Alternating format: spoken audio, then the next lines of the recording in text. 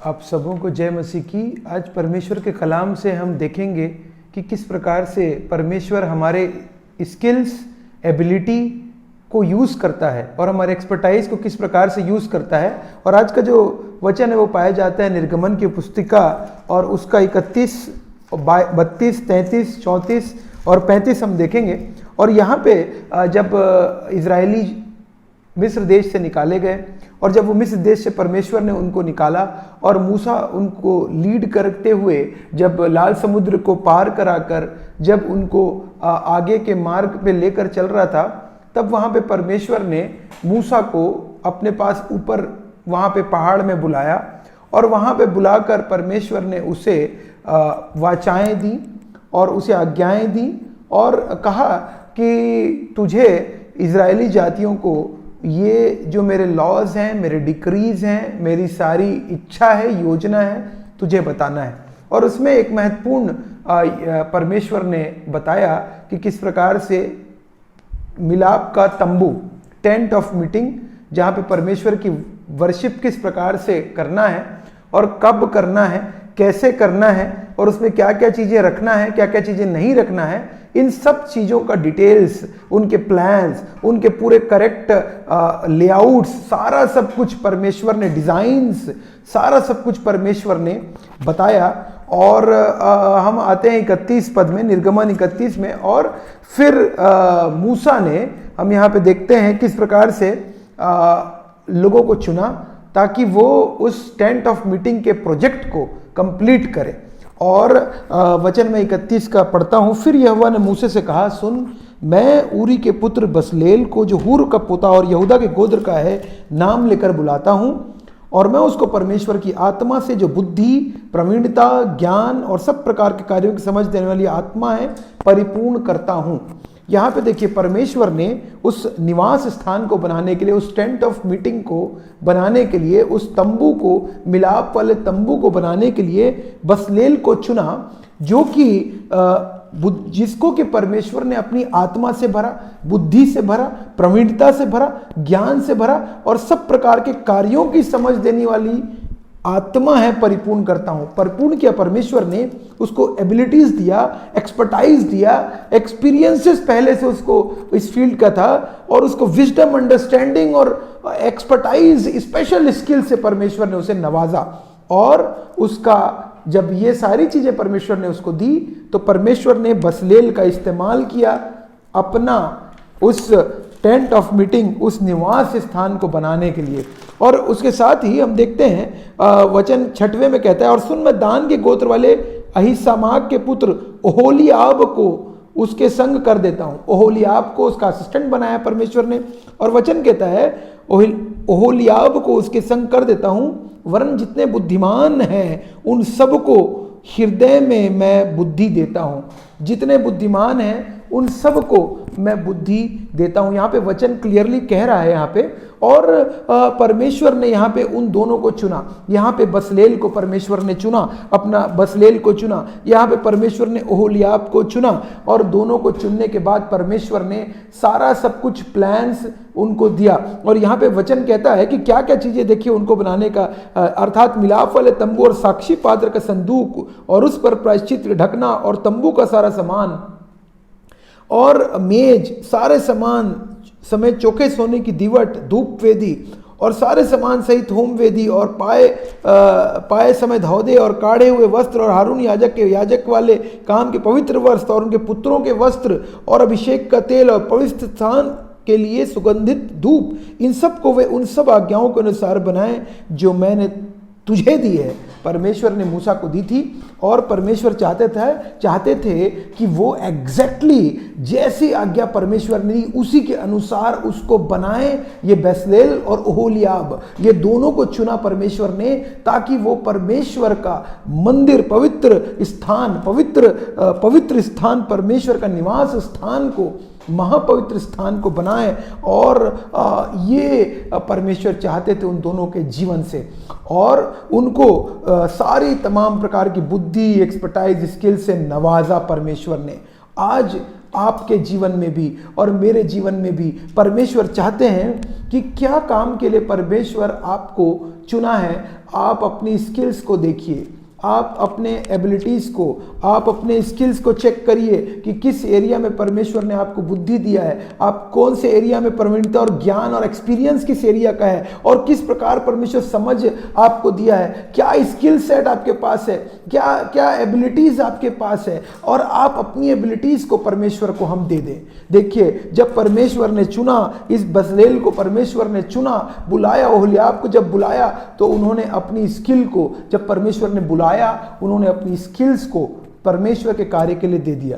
आज परमेश्वर चाहता है कि आप भी अपने स्किल को, चाहे आप एक टीचर हैं तो आप अपने टीचिंग स्किल्स आपको परमेश्वर के लिए इस्तेमाल करना है। मैं नौकरी छोड़ने की बात नहीं कर रहा हूं, आप जिस क्षेत्र में हैं उसी में रहते हुए आपको परमेश्वर के लिए यूजफुल इंस्ट्रूमेंट बनना है, क्योंकि परमेश्वर ने आपको टीचर बनाया है। आपने उसको, परमेश्वर ने आपको स्पेशल एबिलिटीज दी है, टीचिंग की ट्रेनिंग की आपने लिया है। आप एक एक्सपर्ट टीचर हैं, आपको पता है कि किस प्रकार से एक्सप्लेन करना है, किस प्रकार से एक्सपेरिमेंट्स बच्चों को समझाना है, स्टूडेंट्स को समझाना है, और आपको पता है कि किस प्रकार से लोग जो है वो जल्दी समझेंगे, और आपको उसको यूज करना है for God's glory and for God's kingdom. हो सकता है आप एक डॉक्टर हो, आपको डॉक्टर को किस प्रकार से आपको परमेश्वर ने स्किल दिया, एक्सपर्टाइज दिया है कि आपको पेशेंट्स को ट्रीटमेंट करते हैं अलग अलग प्रकार से, और आप के मेडिसिन से पेशेंट हील होता है। आपको अपनी एबिलिटीज को यूज करना है परमेश्वर के कार्य के लिए, कि किस प्रकार से आपके इस डॉक्टर के प्रोफेशन को परमेश्वर यूज कर सके, नर्सेस के प्रोफेशन को परमेश्वर यूज कर सके। हम देखते हैं लॉयर्स के प्रोफेशंस को परमेश्वर अपने तरीके से अपने राज्य के लिए इस्तेमाल कर सकते हैं। परमेश्वर आपके पर्टिकुलर स्पोर्ट्समैन के प्रोफेशन को इस्तेमाल कर सकता है, expertise for his glory and for his kingdom. परमेश्वर आपको और आपके स्किल्स की उसी ने दिया है। कौन दिया है आपको? ये स्किल्स दिया हुआ परमेश्वर ने है। यहाँ पे परमेश्वर ने बसलेल को वो स्किल्स दिया था, इस बसलेल को वो एक्सपर्टाइज दिया था, टैलेंट्स दिया था।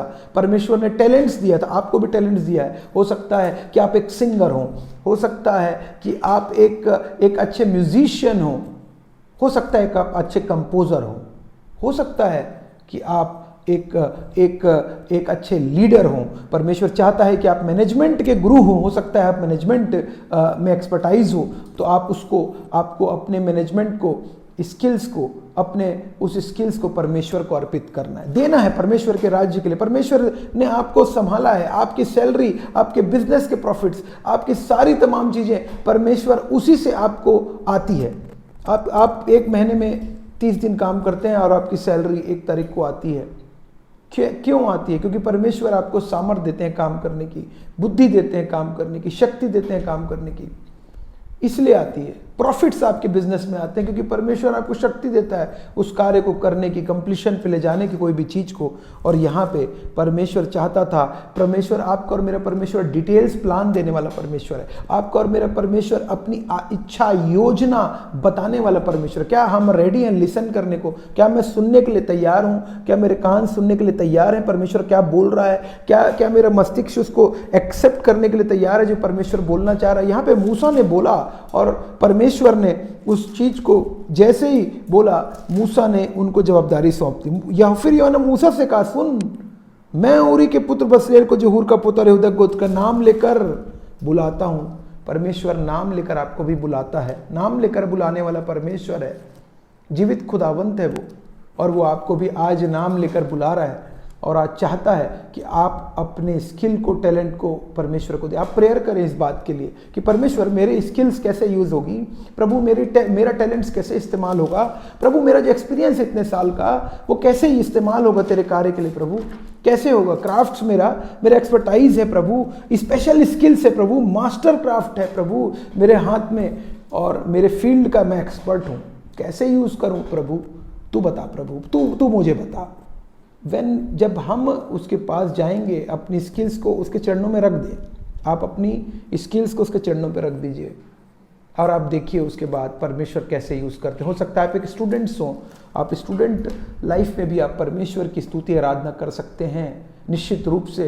हो सकता है आप एक टीनेजर हो, आप टीनेज में भी परमेश्वर आपको यूज़ कर सकते हैं आपको इस्तेमाल कर सकते हैं। हो सकता है आप एक बालक हो, बालक को भी परमेश्वर इस्तेमाल करते हैं, बालकों को भी परमेश्वर इस्तेमाल करते हैं।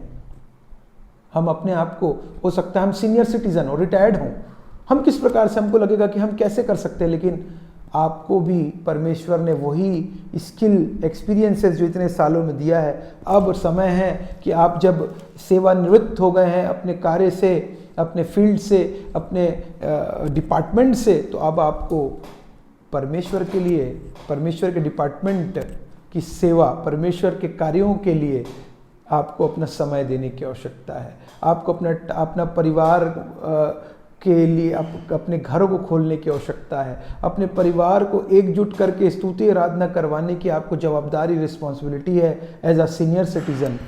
और आपको तब परमेश्वर आपको, आपका जो इस्तेमाल है वो पूरी तरीके से कर पाएंगे जब हम उसे हम यूज़ होने देंगे। क्या हमने अपने आप को रोक रखा है? क्या हम अपने आप को रोके रहते हैं कि कल करेंगे, कल करेंगे, कल करेंगे? कल कभी नहीं आता।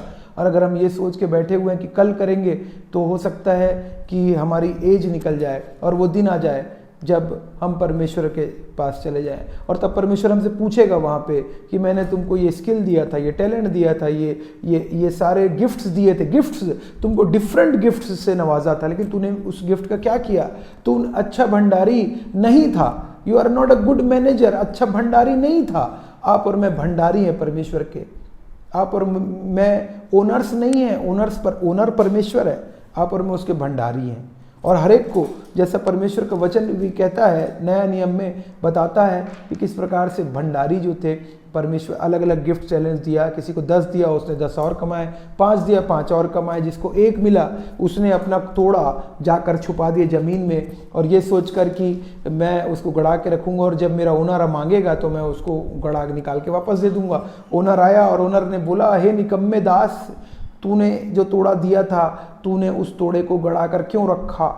और आपने कहीं अपना तोड़ा तो गड़ा के नहीं रखा है। उनको वहाँ पे अंधेरी कोठरी में डाल दो बोला, उसको बोला, उसके मालिक ने बोला इसे काल कोठरी में डाल दो, वहाँ रोना और दांतों का पीसना होगा। क्यों? क्योंकि उसने अपने टैलेंट को गड़ा दिया था। उसको जो गिफ्ट मिला हुआ था वो उसने गड़ा दिया था।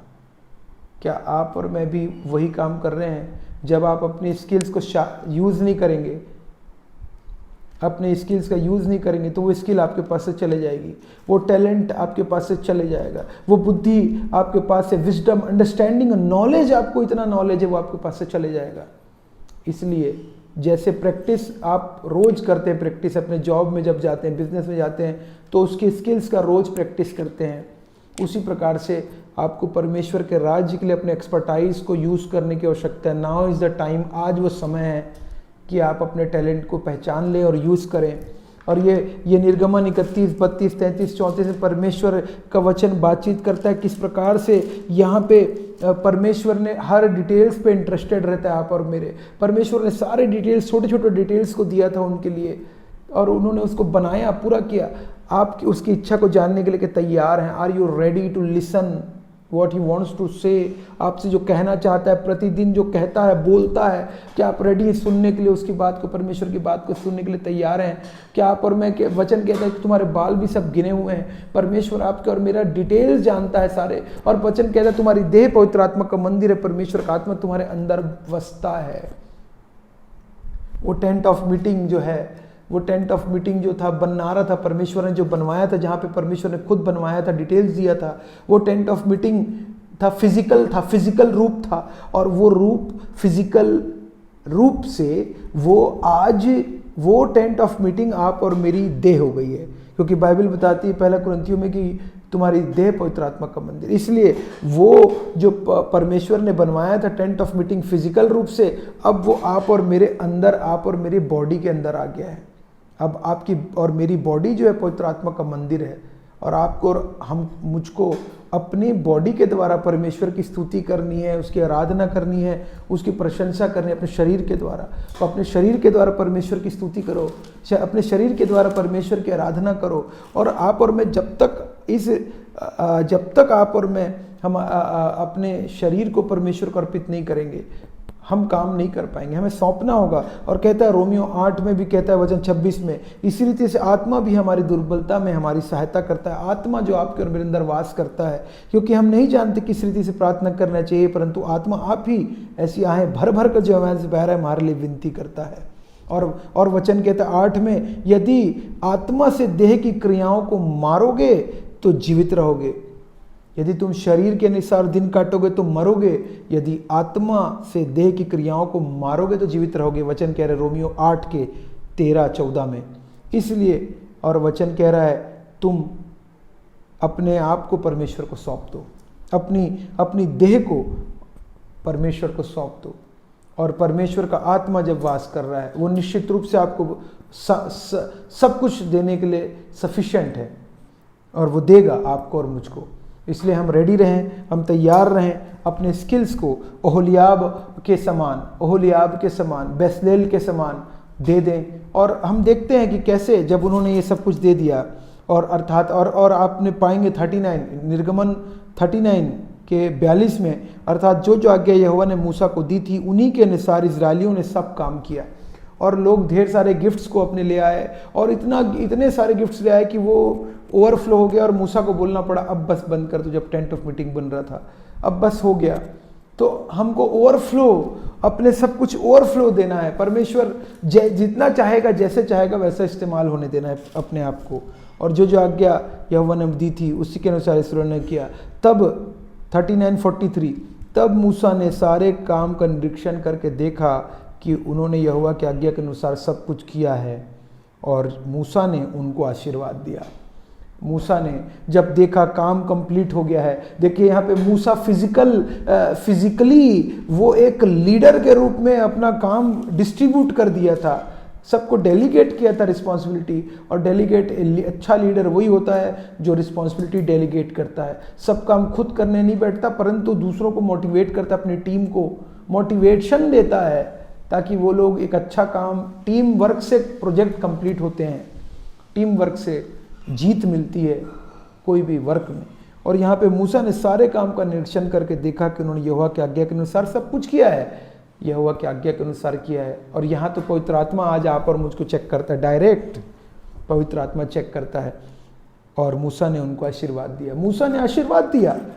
देखिए यहाँ पे मूसा आशीर्वाद दे रहा है उनको, और आप और मेरे को आशीर्वाद देने के लिए तो परमेश्वर प्रभु यीशु मसीह खुद आशीर्वाद, किस चीज़ का आशीर्वाद? सबसे बड़ा आशीर्वाद तो आप और मुझको मिला है, अनंत जीवन का आशीर्वाद।